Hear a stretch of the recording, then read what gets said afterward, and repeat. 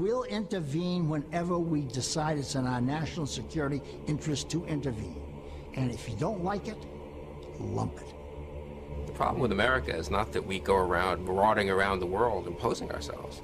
The problem with America in the last 10, 15 years, since the end of the Cold War, really in the last 60 years, is that we've been too slow to get involved. I don't know how many Iraqi civilians were killed, but I can assure you that the number is the absolute minimal that it's possible in modern warfare.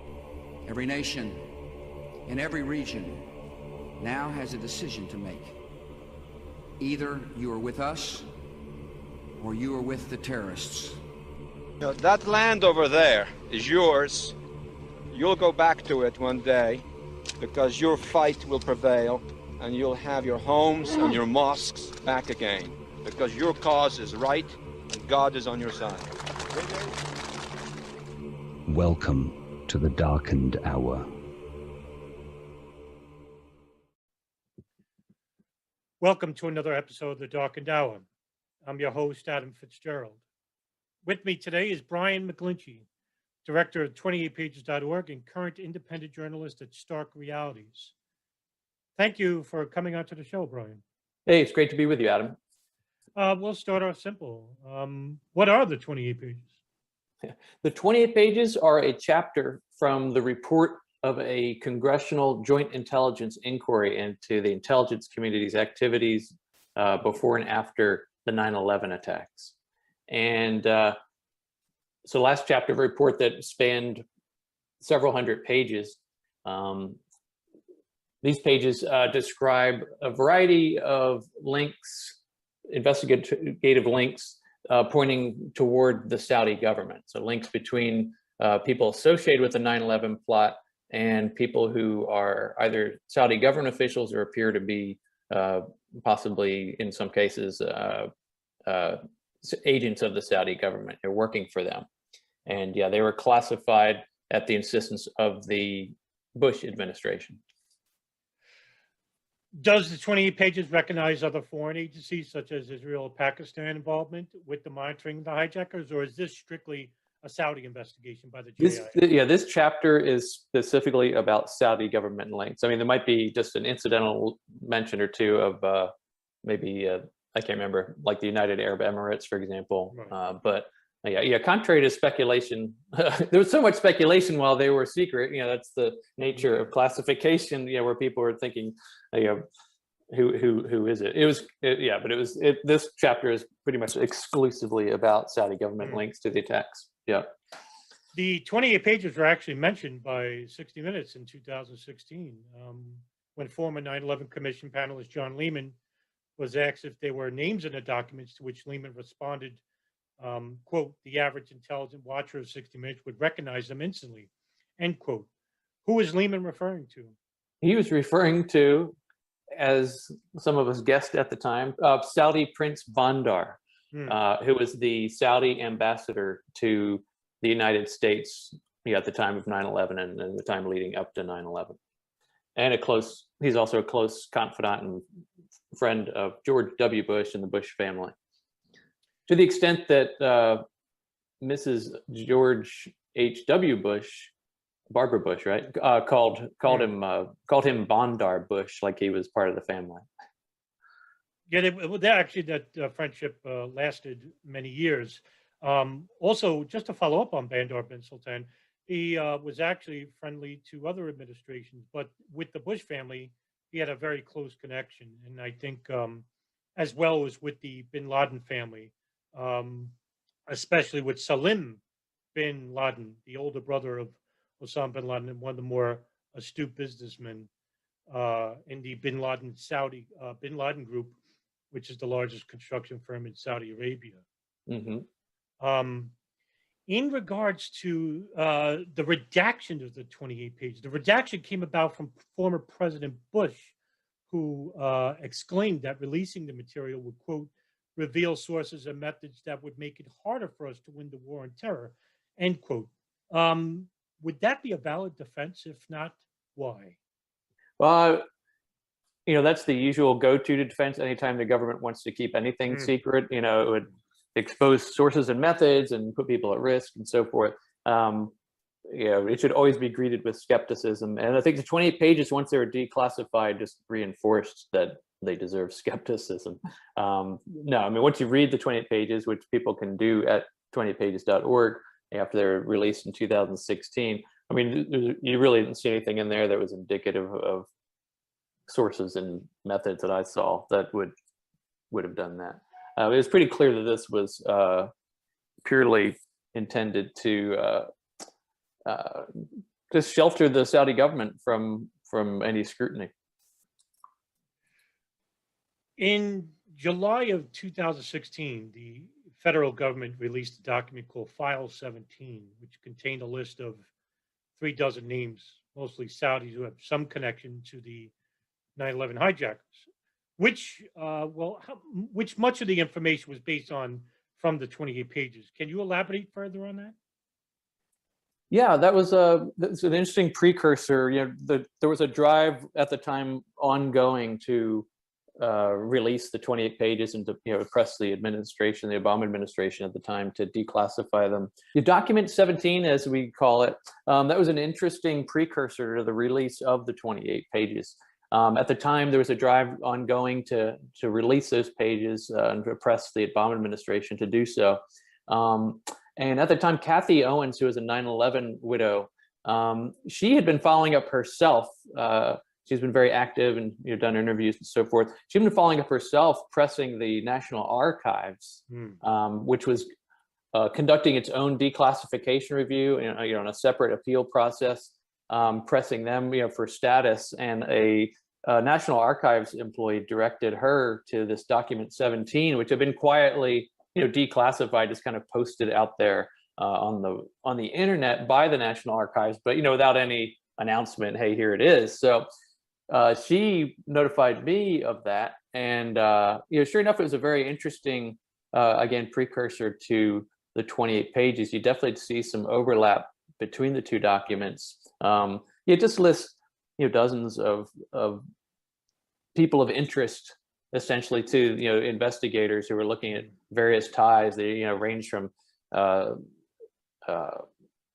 students in the country, the dry run the apparent dry run during a commercial airline flight where two individuals were appeared to be testing security and attempting to enter the cockpit and exploring that avenue, to Navy officers of the Saudi Navy with suspicious behavior in the San Diego area. Just a whole raft of intriguing names and people. Yeah, that was going to be my next question, actually, because in November of '99, you had an incident involving two Saudis, and that was Mohammed al-Qutahin and Hamdan al-Shalawi, who were on the American West flight from Phoenix to Washington. And Qutahin was reportedly trying to enter the cockpit, thinking it was a bathroom, twice. Meanwhile, the FBI field office out of Phoenix exclaimed that this was later a dry run for the 9/11 attacks. I was going to get your thoughts regarding that incident. Yeah, and I mean, of note, they were en route to an event at the Saudi embassy in Washington, so their flight was paid for by the Saudi government as well. Yeah, so at the time, after they were investigated for this, they were holding themselves out as victims of Islamophobia, but and I'm not one to quickly dismiss such things, because I've definitely seen an increase in Islamophobia in the wake of 9/11. However, when you scrutinize this and look at it and look at their activities after this incident, you see that it looks very much like they were attempting to test security and learn things for future flight. There's a lot of incidents that were basically almost underreported, but at the time when they happened, they were given little attention and were investigated by the FBI. But one such incident involving Saudis and the hijackers, of course, is the prominent meet between Omar al-Bayoumi and Osama Basnan. And who are Omar al-Bayoumi and Osama Basnan? Osama Basnan was these are individuals in California, both of them. Osama Basnan was identified by the U.S. government as an extremist who had apparently bragged to an FBI informant that he was even more helpful to the future hijackers than Bayoumi was, who we'll talk about in a second. He one time hosted a reception for the blind sheikh, so-called, who was later convicted of plotting attacks in New York City. And Omar al-Bayoumi he's an interesting person. I mentioned earlier that some of the figures associated with this aren't necessarily Saudi government officials, but apparent agents of the Saudi government. And I was really talking about Omar al-Bayoumi. He lived in San Diego, and he gave quite a great deal of assistance to two future 9/11 hijackers. And these are two of the hijackers that are really essential and most central to the story in terms of trying to unravel apparent links between the Saudi government and the 9/11 plot. And he helped these two hijackers get situated in San Diego to the extent of putting down a deposit for their first month's rent and introducing them to people and really helping them, I guess, get driver's license, that type of thing. And we talk about him being an apparent agent.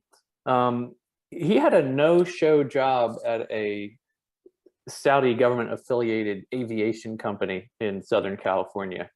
By no-show meaning, he was on a payroll, but nobody ever saw him there at work. So he's just getting this payroll, these payments.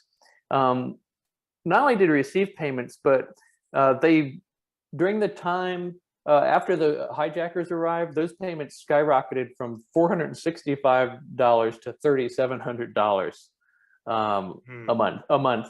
And then they stayed at that elevated level until Bayoumi left the country in August of 2001. So you have this strange correlation of this,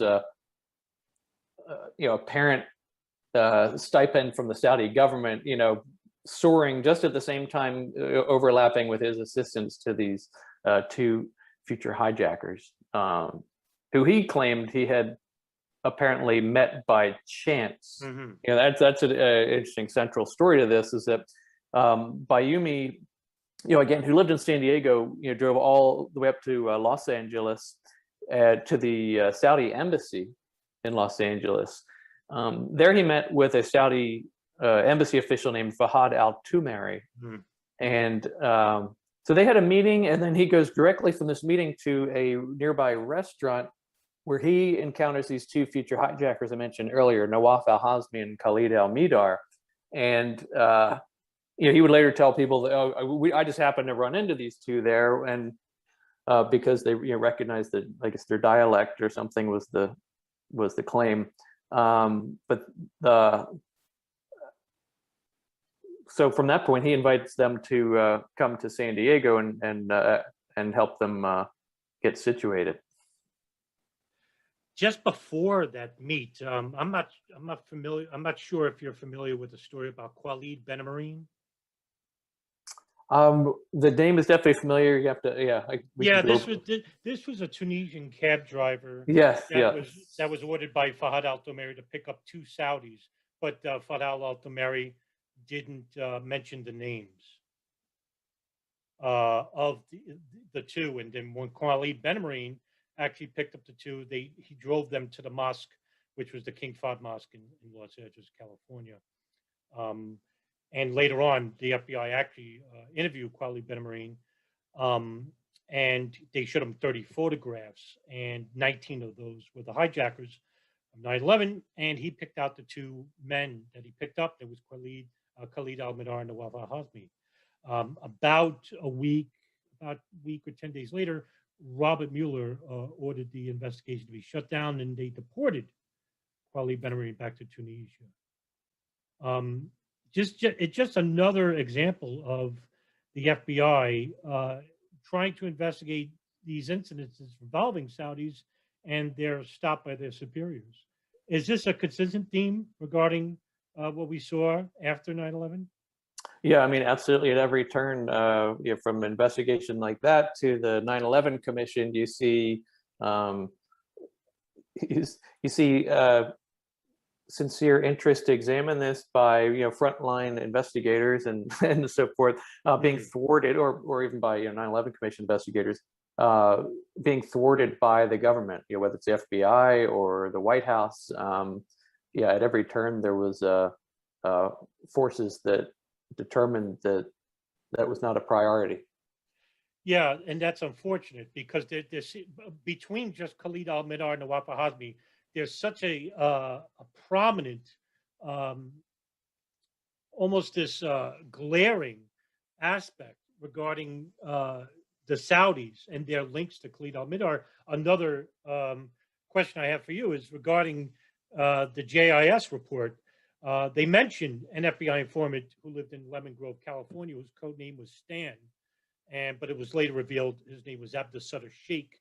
And in 2000, both al-Mihdhar and al-Hazmi rented a room from his home, but his handler, which is by the name of Stephen Butler, he was informed by the Sheikh about these two men, but Butler asked for the surnames, and he never gave him the surnames, nor did he tell him about their efforts in trying to take flying lessons. Later, Butler said that if he was told about al-Mihdhar and al-Hazmi, and if the CIA would have shared the information to the FBI regarding al-Mihdhar's U.S. visa at Alex Station, the 9/11 plot very well may have fallen apart. Can you talk about this further? Yeah, I mean, he's a key part of that. And you talk about what might have prevented 9/11. You referred there to the, what happened at Alex Station. Alex Station was the, for the listeners, was the CIA's hub for, following Al Qaeda, right? And bin Laden. And it was kind of multidisciplinary, so it's a CIA undertaking, but you had FBI agents assigned to Alex Station, to help with that pursuit. So Alex Station becomes aware that Khalid al-Mihdhar, who was a future hijacker, had obtained a multi-entry U.S. visa, and at the time they also knew he was an Al Qaeda asset, and was participated in a, right before he came to Los Angeles, he had been in Kuala Lumpur at basically a terror summit, a key meeting. He goes from there and flies to Los Angeles, has a multi-entry visa. So the FBI agents, upon hearing this, they of course want to notify their FBI headquarters, let them know, hey, we've got a known Al Qaeda coming into the country. He has a multi-entry U.S. visa. He's can come back and forth. And not just once, this guy's going to have, so this is somebody we want to keep an eye on. And the two agents were Mark Rossini and Doug Miller at Alex Station. And Doug Miller drafted I think it's called a Central Intelligence Report, a CIR, basically, part of the bureaucracy, but it was just a means of transmitting a memorandum, I guess, to FBI headquarters, letting them know that. Well, the CIR process requires, the supervisors to basically authenticate and approve that it can proceed, and it was blocked. It was blocked by the CIA. And a lot of people have this sense of, there wasn't good communication between the FBI and the CIA, or it's a shame things fell through the cracks. That's absolutely not what happened here. You had the CIA supervisors actively interfering to impede and block that information from flowing to FBI headquarters. And Mark Rossini, the other agent, he followed up trying to pursue it and was told, look, we'll decide when the FBI headquarters needs to know that. It's not for you to really clamp down on him. And he, at 28pages.org, people can go to there and read an interview I did with them, if you just search for Rossini in the search box. But this is something that he weighs on him for his entire life.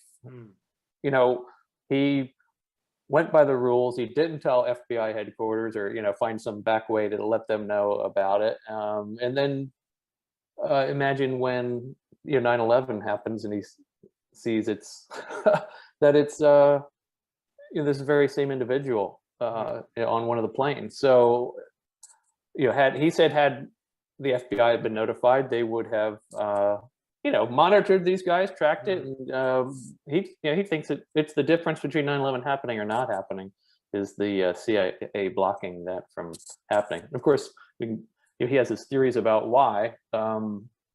Specifically, he thinks that the CIA was attempting to. His theory is that the CIA was attempting to turn Khalid al-Mihdhar or Nawaf al-Hazmi into an asset, to flip them in essence, that they would start providing information to this, which done on U.S. soil is a violation, is against the law. The CIA is not allowed to operate like that on U.S. soil. So it's not only an interference that allowed 9/11 to happen, but one that did so criminally, if that theory is true.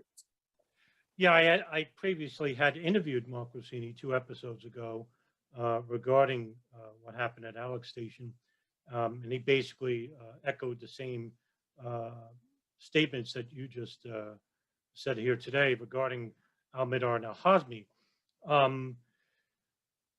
But the FBI had so much intelligence regarding Saudis and their being at flight schools throughout the mid-90s. There's also a prominent FBI file commonly known as the Phoenix Memo, which was reported information from an insider informant named Henry Ellen, who was an Islamic convert and later went by the name Abu Yusuf, and reported back to his handler, Kenneth Williams, about suspicious Arab males who held vitriol for America and taking flying lessons in 1996 and 1997. One name he mentions is Hani Hanjour. Can you explain further what the Phoenix Memo entailed? Yeah, it was a memo written by Kenneth Williams, who's now retired FBI agent,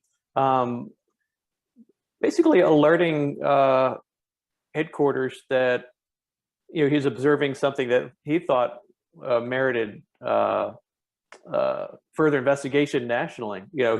He recommended that the FBI, start putting out feelers, making contacts with flight schools across the country to see if they were seeing a pattern of I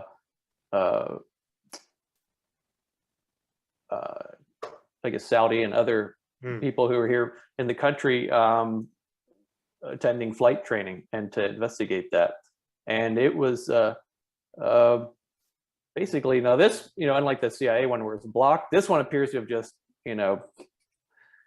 gone into the bureaucracy and withered, but again, this is a very pointed warning that had it been heated and had people investigated, right, you have to wonder again, would 9/11 have happened if this had been followed through upon? It's almost like it was ignored altogether, like many other prior FBI reports. One of them being, of course, the Bajinka plot, which was a plot to implant bombs hidden in Timex watches on 12 planes, have them all explode over the Pacific. And this was an operation that was constructed by 1993 World Trade Center suspect Ramzi Youssef and his uncle Khalid Sheikh Mohammed, who's currently in Guantanamo and being the mastermind behind the 9/11 plots and where the idea came from.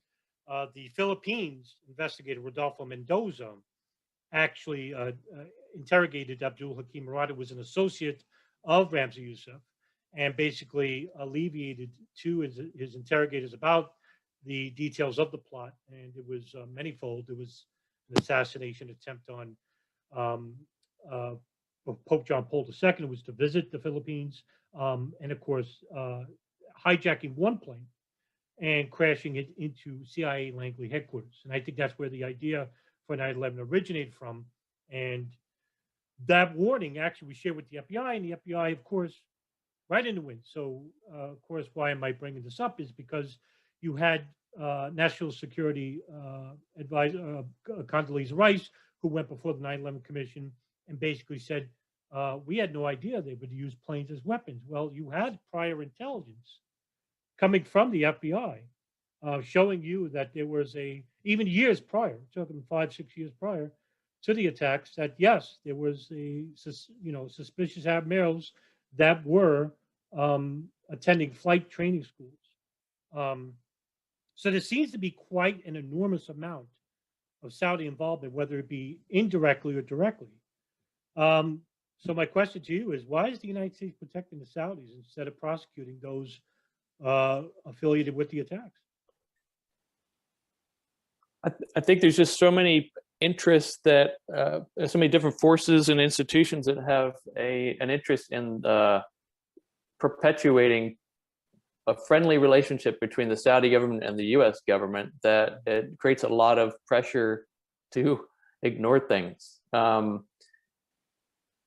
mean, first of all, the thing people most first think of is the petroleum business and our dependence on oil, which of course we're not nearly as dependent on Saudi oil as we used to be. But you've got this close Saudi-U.S. relationship, dating back to World War II and FDR meeting with the Saudi king on a warship, and really this mutual commitment of support to each other. And it's funny, not funny, but it's interesting how every president just keeps perpetuating that relationship. Even when their rhetoric before coming into office is one thing, then they get into office and it's another. I mean, most pointedly, Donald Trump. Trump, as he was running for office, it was 2016. That's overlapping with the drive to declassify the 28 pages. They weren't out quite yet at the time of the anecdote I'm about to share. But he was on a stage and he said he was ridiculing Bush for having invaded Iraq and calling it a disaster and saying they didn't have anything to do with 9/11. He said, this is Donald Trump. He said, there are some secret pages and you might find out it was the Saudis who brought the towers down. So that's candidate Trump. Then once elected, and that was pretty out. It's pretty out of the norm.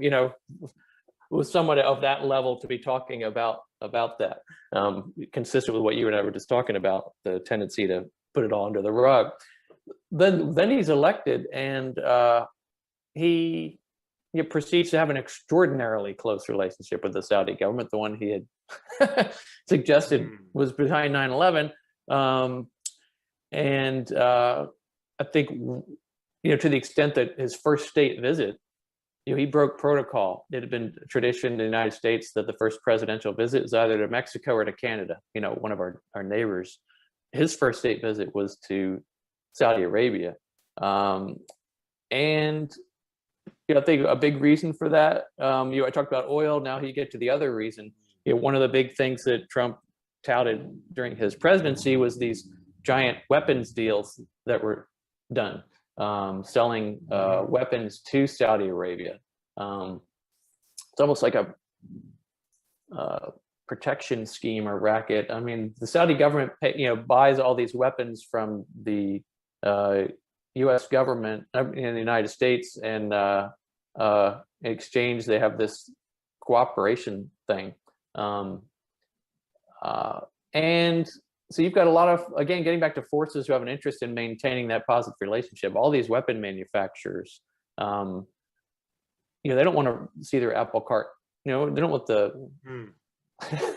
their apple cart tipped over, the gravy train interrupted by a cooler relationship between the two countries. They want to keep that flowing, and their influence extends not only in the sense of lobbying and campaign contributions and all that type of thing, but also to the think tanks in Washington. And one of the most esteemed think tanks is the Center for Strategic and International Studies, and they receive direct funding from the Saudi government and from the arms manufacturers. So when people hear think tank, they think of some neutral academics, I guess, in a setting. But how their bread is buttered is obviously going to have an influence on their output. And you see that when you study the material produced by the Center for Strategic and International Studies. They did a white paper about the 28 pages before the 28 pages were released, kind of examining the issue. And I did a big breakdown of it at 28pages.org. But I mean, it's just to the point of just ridiculous. It truly read like a public relations piece on behalf of the Saudi government, and it's just unbelievably one-sided to be for a white paper from a supposed think tank. So that all kind of reinforces this relationship and keeps it going. To going back to the 28 pages, there's on page 418, and you notice on the website 28pages.org about the incident of Salah al-Hussein. Can you elaborate a little bit further on that? Yes, and I would encourage people to just kind of go through the 28 pages and just thumb through them, or virtually thumb through them, and you'll see name after name and incident after incident. This is one of the, I'm glad you brought this one up. This is one of the more interesting one. He was a senior cleric, a Saudi cleric. He arrives in Virginia just before 9/11, and he changed his lodging, where he was staying, and ends up in the same hotel as a number of the Flight 77 hijackers. Then the FBI interviews him, and in the middle of this interview, the FBI said that he passed out or faked having some kind of a seizure in the middle of the interview. Then he's released and is able to leave the United States, without kind of basically dodging the efforts of law enforcement officials to try to track him down and continue that interview. And then he gets back to Saudi Arabia and is promoted to a position where he's overseeing the mosques in Mecca and Medina, the holiest sites in Islam. I mean, you're talking about just an absolutely extraordinarily prestigious post in Saudi Arabia. So that's one of the more interesting overlaps, where you've got a change, and again, him changing hotels just before this happens and ends up in the same place as the same. Yeah, in fact, I think it actually was at another hotel, and he transferred over. And the reason why was because the hotel that he previously stood in didn't have a stove, or something like that. To that extent, I did a little bit of an article, and I mentioned him. To me, that's one of the more interesting stories and links between high-level Saudi officials and the 9/11 hijackers themselves. And that's just another incident regarding how close Saudi officials and operatives were to the hijackers. Now, and I think there's a point to be made here too, because we talk about how many incidents and how many different name after name and angle after angle keeps popping up. And I guess what I want to point out is that if you look in U.S. media, anytime they mention the allegations of Saudi links to 9/11, they always point out the same thing. 14 of the hijackers, 15 were Saudis, right? 15. Thank you. I've written a couple hundred articles at 28pages.org. I never put that in a single article, because it's the least important aspect. Not all 19 could have been from Ireland, and this case would still, the allegations would still be as material, because what you're talking about is assistance and facilitation. It doesn't really matter the nationalities of the people who did it. I mean, obviously there's a connection. Obviously that's something, but in terms of the case, a lot of U.S. media reads like the case is about the fact that the 15 to 19 hijackers were from Saudi Arabia. The case is nothing about that. And when I say case, I'm referring to the civil suit that's ongoing between 9/11 victims and the Saudi government. But yeah, it's so much beyond that.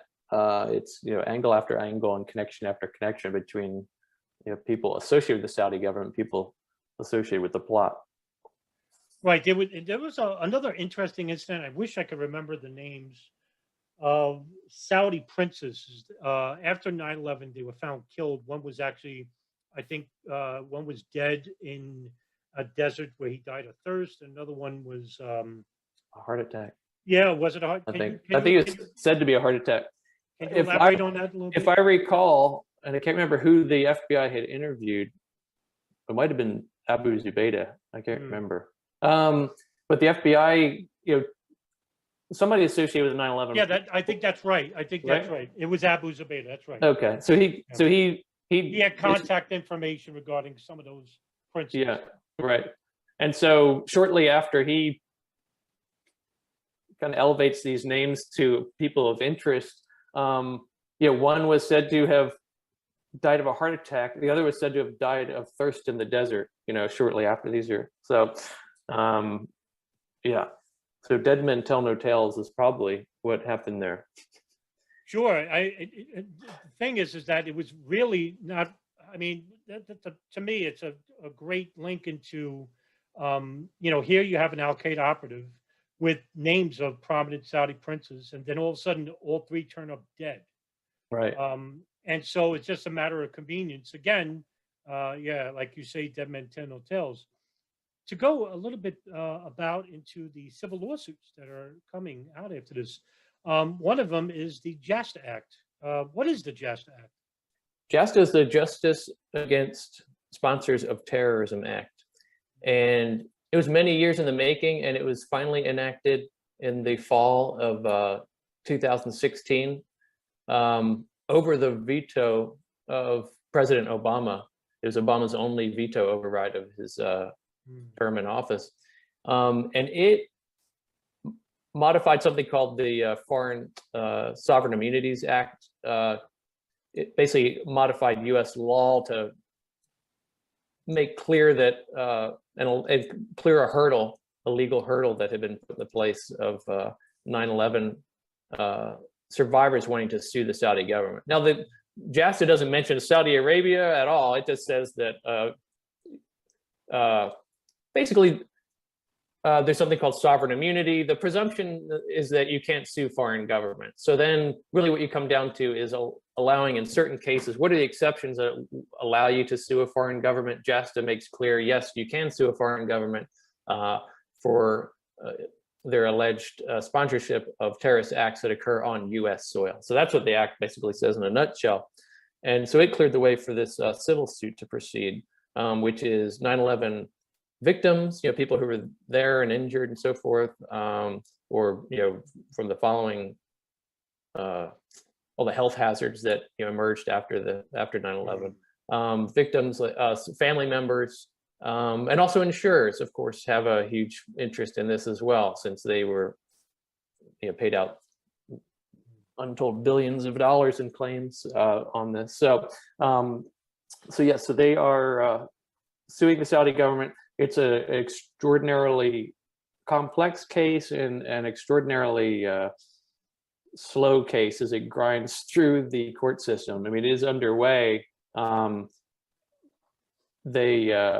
You know, I guess the main action right now is in the discovery phase, where they are interviewing, you know, various people.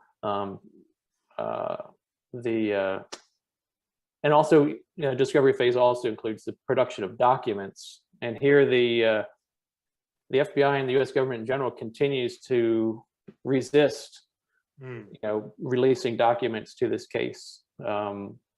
You know, some are released, but you know, there's just a report this last week about I guess another batch that were denied in the case by the FBI. So it's a very I guess a slow grind of a case, because there's various motions back and forth and challenging of, you know, what should be admitted and who should be interviewed and what documents should come out, and then each period between each process of that, you know, these filing of a motion and then a response, you know, months at a time. So you know, I recently saw one of the attorneys for the plaintiffs kind of lamenting the fact that his plaintiffs are starting to die now. I mean, we're going on 20 years since 9/11, and they've been pursuing this ever since that. I mean, this JASTA cleared that final hurdle, but it would already it had already been kind of working through the courts before that. So for these 9/11 families who have been trying to pursue justice, get some measure of justice, it's kind of heartbreaking to watch them experience their own government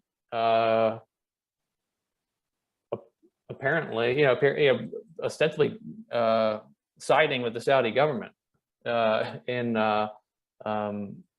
thwarting the release of information and the transparency. And there was a hearing a year or so ago where the 9/11 families were really quite angry to see the attorneys for the FBI sitting cheerfully with the attorneys for the Saudi government in the courtroom.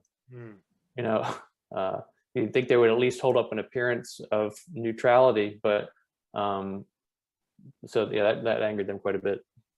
Yeah, there's a number of law firms, one of them being Needler Law Firm and Motley Rice, who are trying to pressure the Southern District of New York to release new information regarding Saudis. But it just seems that we have many prominent congressional leaders with the Israeli lobby or the AIPAC conference, but not many people are aware of the Saudi lobby. How powerful is the Saudi lobby inside the United States? It's very powerful and very obviously well funded by the Saudi government. One of the better examples of that is as JASTA, that Justice Against Sponsors of Terrorism Act, which enabled the suit, was working its way through Congress. The Saudi government, launched an enormous campaign to stop that, with lobbying and so forth.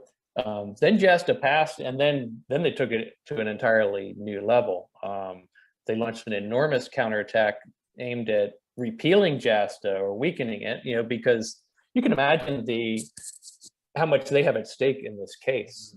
I mean, financially, it's enormous. I mean, the thing about putting a price tag on nearly 3,000 lives lost, 6,000 injured, billions and billions of property damage, punitive damage. What kind of punitive damage would you put?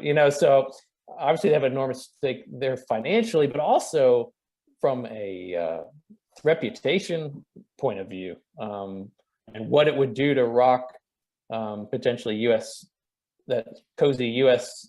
Saudi relationship if you had unflattering things coming out in this case. So yeah, so they hired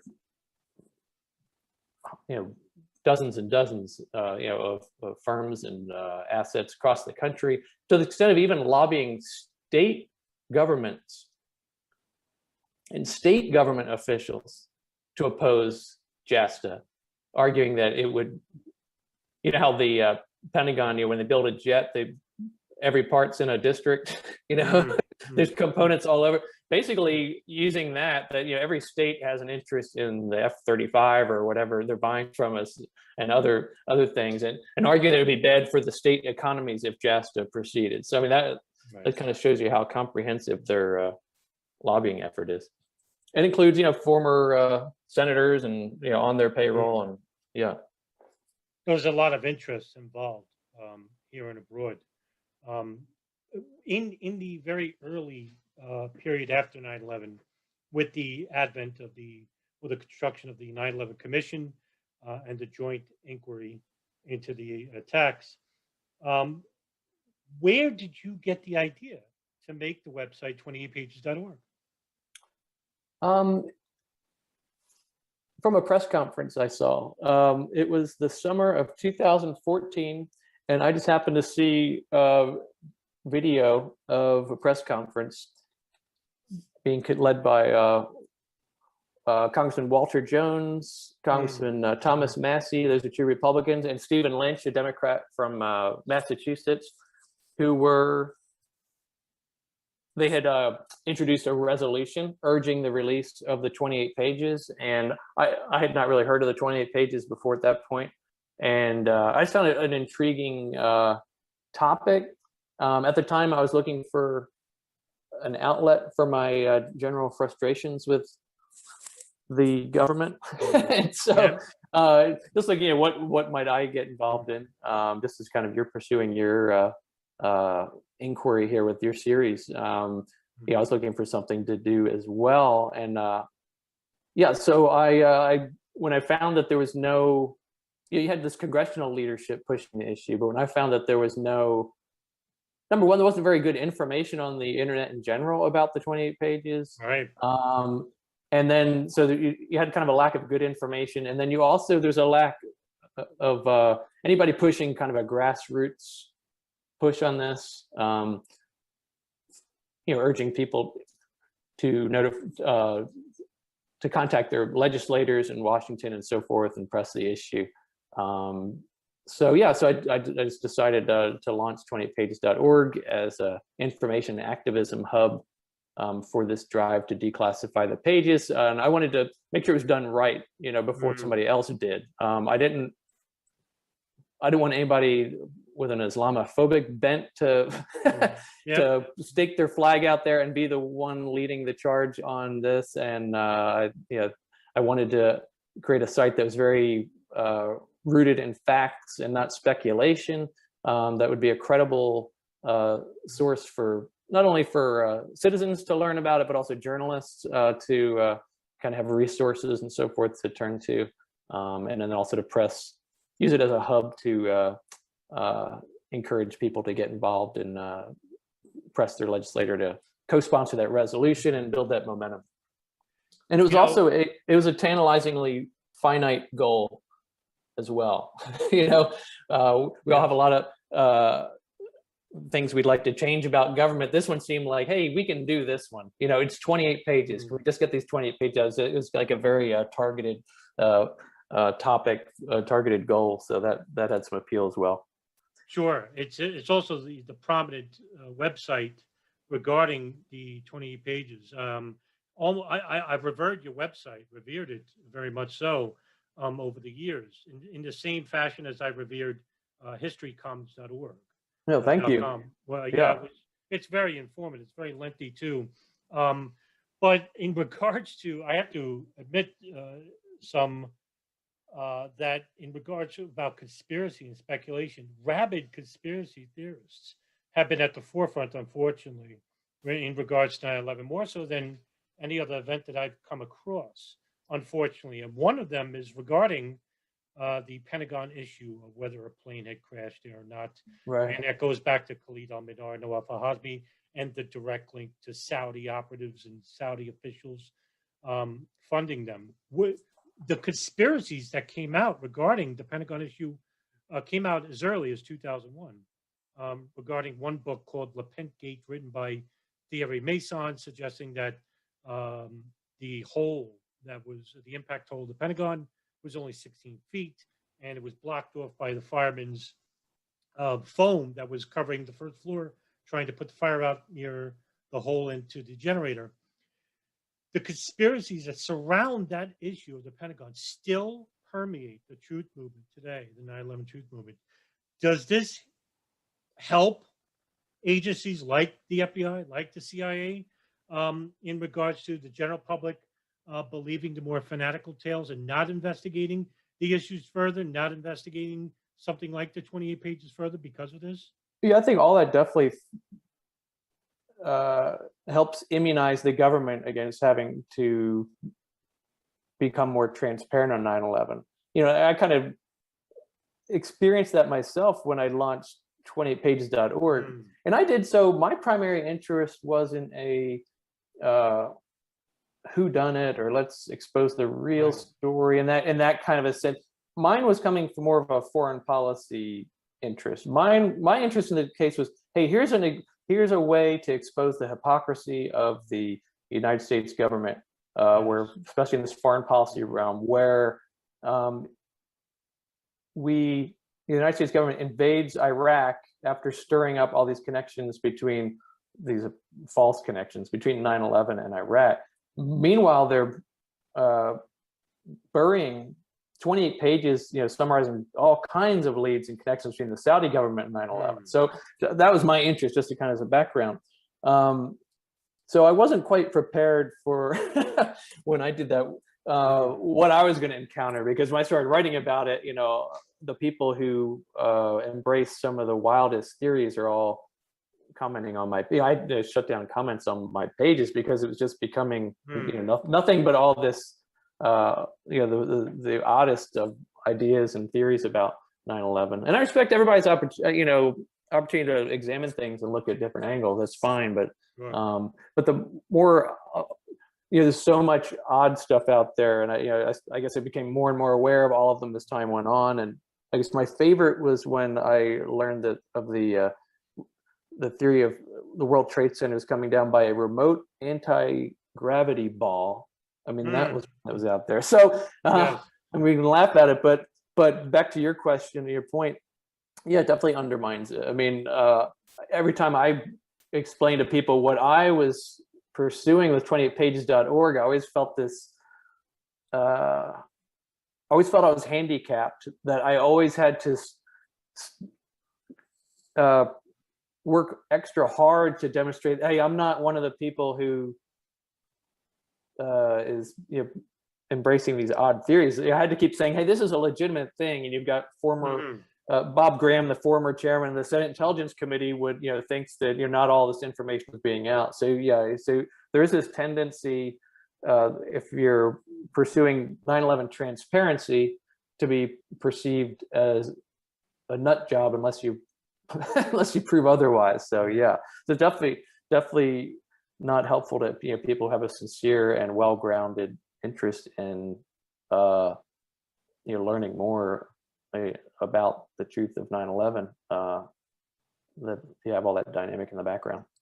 It's just unfortunate because I every day inundated on viral media with the more fanatical tales coming from people who have hijacked the truth movement. Now, this is not a generalization of the whole truth movement, because I've met very responsible, reputable researchers. Of course, yeah.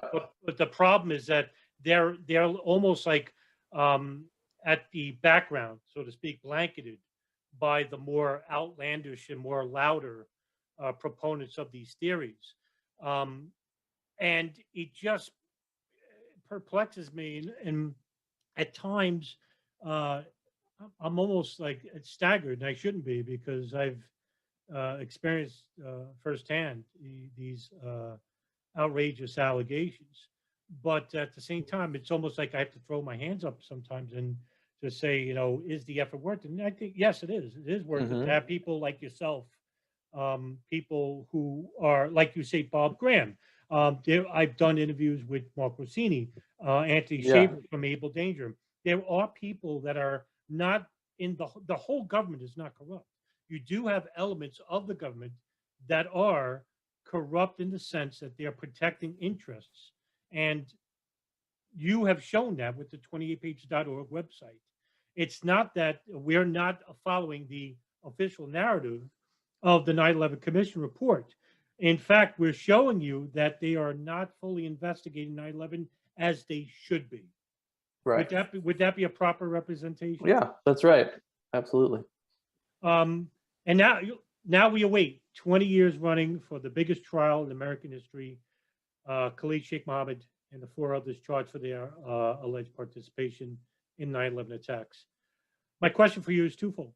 What do you expect to come from the trial, if it ever happens? And why did they not have the trial in New York City as opposed to being held in a military tribunal in Guantanamo?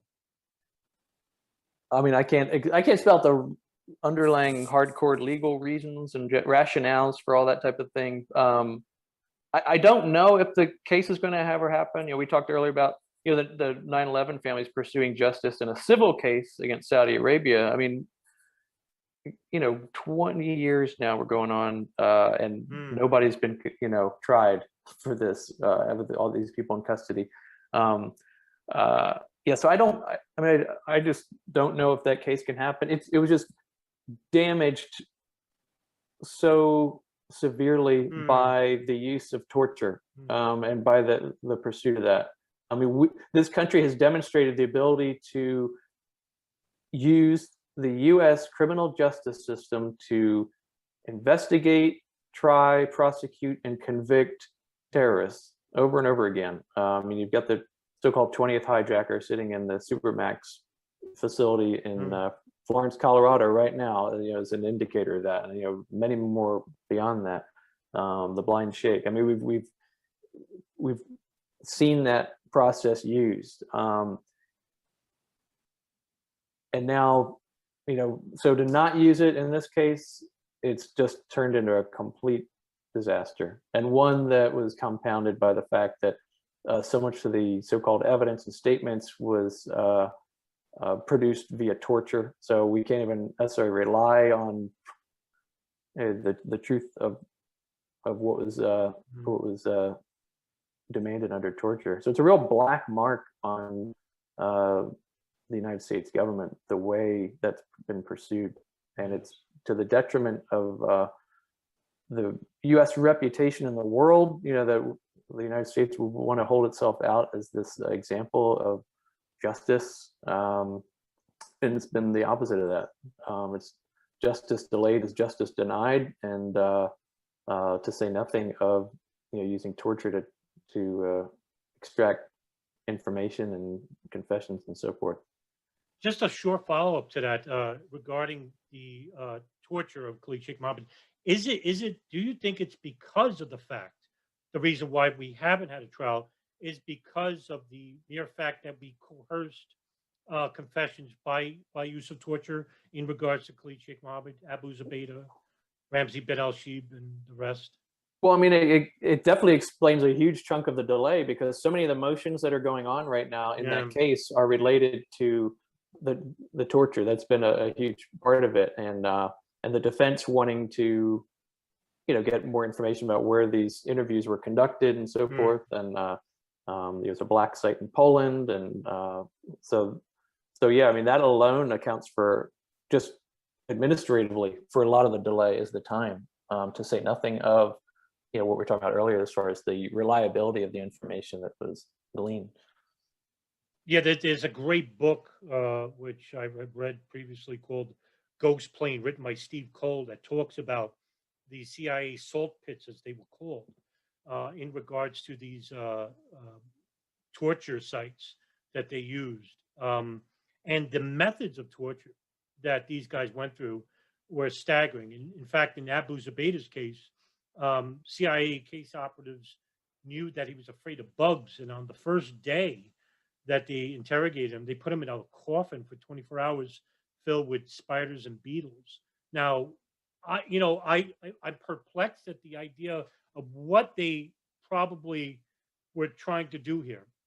In regards to that, prior to the CIA interrogating him, you had Ali Soufan, who was an FBI agent out of New York, that was getting somewhere with Ali Soufan by talking with him instead of harshly interrogating him. I think he was bringing him food. He was calling him by a nickname that his mother used to call him, Hani. And Abu Zubaydah opened right up to him. And, the CIA just comes in right away and basically tortured just about every single body that was alleged to have participated in the September 11th attacks. And the torture confession of Khalid Sheikh Mohammed produced an enormous amount of incidents that he was a part of. And I remember reading this on CNN website. It was like 60 incidents of terror. And I'm like, wow, I wonder if they basically tortured him to get him to confess to things that he really didn't take part in. And we saw that with Sheikh al-Libi. Right. The torture of Sheikh al-Libi, where they tortured him and he told them that, the Iraq was basically in conjunction with al-Qaeda producing chemical weapons. Exactly. And that was part of Colin Powell's presentation at the United Nations, making the case. And he was, I interviewed Lawrence Wilkerson, chief of staff to Colin Powell, article at 28pages.org with that interview, where he was talking about how they weren't going to have any of that kind of thing in their presentation. They kind of got tired of it, and at the last, very late before the presentation, here comes the CIA saying, "Oh, we've got this information with Al Libby," and so it was included. And then after they briefed them, they found out that long before that, I think a year before that, I think it's the Defense Intelligence Agency, some other entity, had declared that information was completely unreliable. But there it goes into that speech that helps facilitate that war. So absolutely, and I know there were incidents where torture is proceeding with these other individuals, 9/11, and basically they're reporting to the White House, "Hey, we think we've got all we can out of this," and the White House is like, "Keep going." They kept, they pressured them to keep torturing. So yeah, you're gonna eventually get people to tell you they're going to say what they think you want to hear at some point, whether it's the truth or not. Right. And and nobody's sympathetic to somebody who facilitated 9/11, but if we're talking about justice, we're talking about trying to get the truth and the facts, that torture is not the way to do it. It's not a just or moral way to do it. And people also have to guard against having this presumption that everybody who's in Guantanamo Bay or has been sent there deserves to be there, is guilty. A presumption of guilt on their part. In Afghanistan, you had the U.S. government offering bounties if people would identify people as being Al-Qaeda. So you had, basically that just encouraged people to point the finger at people they didn't like, the guy who stole your girl or whatever, the rival from another valley or whatever in Afghanistan. The U.S. government in that case would just swoop them up, take them to Guantanamo. And people should guard against the presumption of guilt about everybody who's in there. Do I think Khalid Sheikh Mohammed is guilty? Yes. But there's many other people who went through that facility who were not and may not be. Yeah. Right. And one such example just came out as a movie called The Mortarian, which is the story of Muhammad Ould Slahi, who basically was alleged to have persuaded the members of the Hamburg cell, Muhammad Atta, Marwan al-Shahi, Ziad Jar, and Ramzi bin al-Shib, to instead not go to Chechnya, but to go to Afghanistan.